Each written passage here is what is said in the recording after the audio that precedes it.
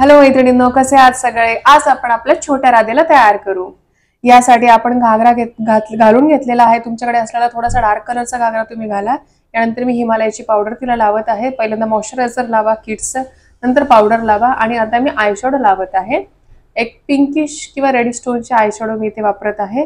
Kids friendly palette घ्या किंवा एखादं ब्रँडेड पॅलेट घेऊन तुम्ही किड्सला पण वापरू शकता, म्हणजे लहान मुलींना ते पॅलेट वापरू शकता। छोटूशा ब्रशनी आयशॅडोज आपण दोन्ही आईजला लावत आहोत। त्याच्यानंतर आपण काजळ घेऊयात। काजळच्या अगोदर आपण ब्लश घेऊयात। ब्लशर लावलेला आहे चिकबोनला। त्याच पॅलेटमध्ये एक खूप छान पॅलेट आहे, याची लिंक मी खाली डिस्क्रिप्शन बॉक्समध्ये देते। त्याच्यानंतर मी लिपस्टिक लावलेली आहे रेड कलरची। या लिपस्टिकच्या आधी कधी पण व्हॅसलीन यूज करायचं, लहान मुलांनी आपल्याला पण। त्याच्यानंतर मी काजळ लावलेला आहे। काजळ चांगला ब्रँडेड घ्या, म्हणजे तुम्हालाही छान यूज होईल, लहान मुलांना वापरता येईल। लायनर पण लावलेला आहे। जो बेसिक मेकअप आहे ते करूयात, कारण हा मेकअप केल्यामुळे राधाला मस्त असं गेटअप येते आणि लुक येतो। आता महत्त्वाची गोष्ट म्हणजे मी इथे व्हाईट कलरचा आणि लाल कलरचा गंध घेतलेला आहे। त्याने मस्त असं फोrehead तिचं सजवूयात, म्हणजे टिपिकल मस्त असा राधेचा लुक इथे तयार होईल। त्याच्यानंतर आपण हेअरचं पार्टिशन करून घेतलेलं आहे मिडल, का तर आपल्याला बिंदिया लावायची आहे किंवा मांग टिक्का म्हणू शकतो, ते लावायचं आहे आपल्याला। तर आणि छोटेसे ट्विस्ट करत आहे मी दोन्ही साइडनी कोम करून, आणि ते आपल्याला क्लिपने टक करायचं आहे। दोन्ही साइडनी छोटे छोटे ट्विस्ट करायचे आहेत।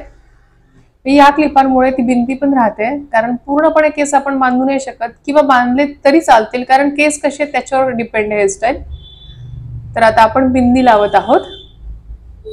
माझ्याकडे ही अशी बिंदी होती, किंवा जर तुमच्याकडे अशी बिंदी नसेल तर जे कानात आपण वेल घालतो हेअरस्टाईल मध्ये, ते वाले वेल पण तुम्ही फोरहेडला लावू शकता।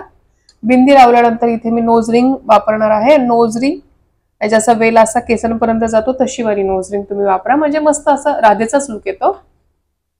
तुम्ही ते फ्लॉवर ज्वेलरी पण वापरू शकता राधा लुक साठी। बिंदिया असते, कानातले असतात आणि नेकलेस असतो, अशी फ्लॉवर ज्वेलरी पण छान दिसते।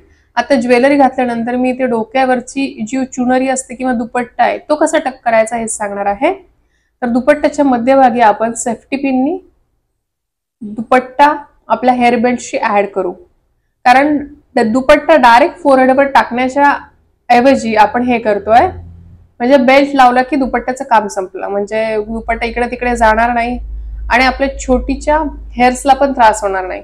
म्हणून मी दुपट्ट्याला दोन सेफ्टी पिननी बेल्टला दुपट्टा लावलेला आहे। आणि त्याच्यानंतर पुढची बाजू आपण कशी करायची हे दाखवते। पुढे आपण चेस्टच्या तिथे आपण तिथे पिन लावणार आहोत। तुम्ही तशी पिन लावू शकता किंवा माझ्यासारखे छोटे छोटे प्लीट्स करू शकता। आता ओढणीचा काठ छान आहे म्हणून प्लीट्स करून पण छान वाटतंय। ही ओढणी मी मिशोवरून घेतली होती, लिंक हवी असल्यास मी खाली डिस्क्रिप्शन बॉक्समध्ये देते। म्हणजे एक रेड कलरचा दुपट्टा, ग्रीन कलरचा दुपट्टा सगळ्यावर जातो, म्हणजे हा ड्रेसवरचा हा दुपट्टा नाहीये तरी पण छान दिसतो म्हणून मग घेतला। आणि त्याला कटवर्क आहे म्हणून तो खरंच जास्त उठावदार दिसतो। दोन्ही साइडनी मी छोट्या छोट्या प्लीट्स केलेल्या आहेत आणि दोन्ही साइडला लावलेला आहेत फ्रंटनी, एक सुंदर राधेचा लुक द्यायला। आणि हा आलेला आहे आपला अलता। अलताशिवाय लुक कम्प्लीट होतच नाही। अलता मल्टीपर्पज साठी यूज केला जातो, म्हणजे आपलाही कुठला दांडियाचा किंवा गरबाचा किंवा नवरात्राचं जेव्हा फंक्शन असतं तेव्हाही आपण लावू शकतो, किंवा आपल्या छोट्यांना असा लुक करायचा असतो तेव्हाही अलता आपण लावू शकतो, मस्त लुक येतो।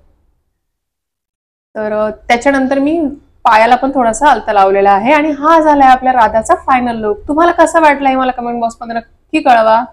आणि थँक्यू सो मच तुम्ही व्हिडिओ पाहिल्याबद्दल। आवडल्यास नक्की लाईक करा। Thank you so much for watching. Bye bye, have a nice day.